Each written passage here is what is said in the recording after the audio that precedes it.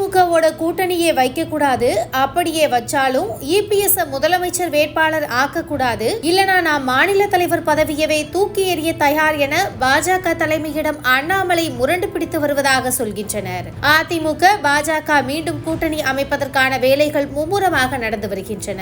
அதிமுக பொதுச் செயலாளர் இபிஎஸ் மற்றும் மத்திய அமைச்சர் அமித்ஷா இடையே டெல்லியில் நடந்த சந்திப்பு இதனை உறுதிப்படுத்தியுள்ளது. அதுவும் முதல்வர் வேட்பாளர் நான் தான், ஓபிஎஸ் டிடிவியுடன் மீண்டும் சேரமாட்டேன் என ஸ்ட்ரிக்டாக கண்டிஷன் போட்டு இபிஎஸ் கூட்டணி பேச்சுவார்த்தையை முடித்துள்ளதாக சொல்கின்றனர். அதேபோல் அண்ணாமலை எங்கள் கட்சியினரை பற்றி பேசுவதை நிறுத்த வேண்டும் என்றும் அமித்ஷாவிடம் கராராக சொன்னார் இபிஎஸ். டெல்லியில் இருந்து கிளம்பிய அடுத்த நாளே அண்ணாமலையை டெல்லிக்கு வரவழைத்தார் அமித்ஷா. அவரை நேரில் வைத்து இந்த கூட்டணி அமைந்தே ஆக வேண்டும், அதிமுகவினரை எதுவும் சொல்லக்கூடாது, இபிஎஸ் சொல்வதை கேட்க வேண்டும் என அண்ணாமலைக்கு ஏகப்பட்ட கண்டிஷன்களை போட்டுள்ளார் அமித்ஷா. அதேபோல் மீட்டிங்கிற்கு முன்னால் என்னிடம் எதுவுமே கேட்கவே இல்லையே என தனது தரப்பையும் சொல்லி புலம்பியுள்ளார் அண்ணாமலை. இந்த நிலையில் அதிமுகவுடன் கூட்டணி வைப்பதில் அண்ணாமலைக்கு விருப்பமே இல்லை என்றும் அதனை அமித்ஷாவிடமே நேரடியாக சொல்லிவிட்டதாகவும் கூறப்படுகிறது. அப்படியே கூட்டணி வைத்தாலும் முதலமைச்சர் வேட்பாளராக இபிஎஸ்ஐ நிறுத்தக்கூடாது, இல்லை என்றால் நான் தலைவர் பதவியையே ராஜினாமா செய்து கொள்கிறேன் என ஸ்ட்ரிக்டாக சொல்லிவிட்டதாக தெரிகிறது.